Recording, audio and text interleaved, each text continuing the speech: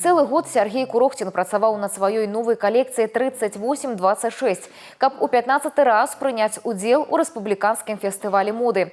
Коллекция традыцыйная со своей адметнасцю. Гэта апсайклинг, да якога дизайнер не ўпершыню звяртаецца, каб унесці уклад у экологию, перапрацаваўшы старые тканины и адзенне.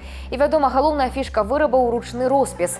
Сергей стал лепшым у номинации «Майстер моды». Последние годы вдохновляюсь кинематографом, музыкой. В этот раз купил себе новый компьютер, поиграл в компьютерную игру. И мне понравилась атмосфера этой игры, потому что там создан такой Советский Союз будущего альтернативный, роботы, там роботы сошли с ума, и главный герой с ними борется.